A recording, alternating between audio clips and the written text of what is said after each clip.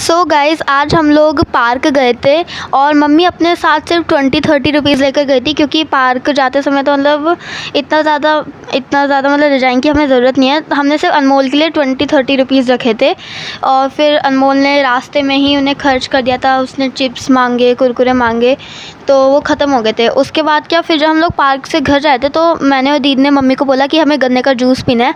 तो मम्मी ने बोला कि पैसे तो अब ख़त्म हो गए, तो फिर अब हम क्या करें। तो फिर तब हमने उन्हें बताया कि चल हम ऐसा करते हैं, पापा को बोल देते कि आप पेटीएम कर देना। तो हमने पापा को फ़ोन करके बोल लिया था कि हम शॉप पर आपको फ़ोन कर देंगे, तो आप उठा लेना। तो उन्होंने बोला था ठीक है। फिर हम गन्ने के जूस की दुकान पर गए। वहाँ पर हमने 10 वाले 3 गिलास लिए और फिर पीने के बाद उसके बाद जब हमने पापा को स्कैनर कोड की फ़ोटो सेंड करी, तो उस टाइम पे मम्मी का एक व्लॉग भी अपलोड हो रहा था यूट्यूब पर। तो वो मतलब उसमें ही सारा 100% डाटा ख़त्म हो गया था, जिसके कारण फिर वो फ़ोटो आगे सेंड ही नहीं हो पाई। तो और ना ही हमारे पास पैसे थे, तो मतलब ये बहुत ही अजीब सी सिचुएशन हो गई थी। ना ही पैसे थे और ना ही नेट था। फिर हमारे बगल में एक दीदी थी, उन्होंने हमें बोला कि मैं आपको अपना हॉटस्पॉट दे देती हूँ।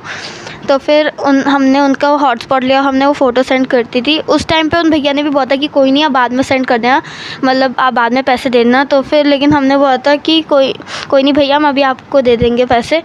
फिर उसके बाद हमने वो फ़ोटो सेंड हो गई थी। फिर हमने पापा को जब फ़ोन किया तो एक और अजीब सी हमारे सामने सिचुएशन खड़ी हो गई। मतलब क्या, पापा का फ़ोन ही नहीं लगा। हमने 2-3 बार ट्राई किया, वो बिज़ी आ रहा था। तो तब भी भैया ने बोला कि कोई नहीं, आप बाद में दे देना पैसे। लेकिन हमने बोला कि नहीं भैया, ऐसा अच्छा नहीं लगता, कोई नहीं, हम आपको अभी दे देंगे पैसे। फिर उसके बाद जब पापा का फ़ोन फाइनली लगा, उसके बाद फिर पापा ने पैसे पे कर दिए थे। तो ये जो हमारे साथ इंसिडेंट हुआ था, ये मतलब इसमें हमें बहुत ही अच्छा सा लगा, क्योंकि मतलब जैसे हमारे पास मतलब कितनी ख़राब सिचुएशन थी हमारी, लेकिन उन दीदी ने भी हमारी हेल्प करी। भैया ने भी हमें बोला कि कोई नहीं, बाद में पैसे पे कर देना। तो हमें भी ऐसी किसी की हेल्प करनी चाहिए अगर कोई भी ऐसी मुश्किल में हो, क्योंकि फिर ऐसा करने से हमें भी अच्छा लगता है और सामने वाले से हमें दुआएं भी मिलती है। Thank you.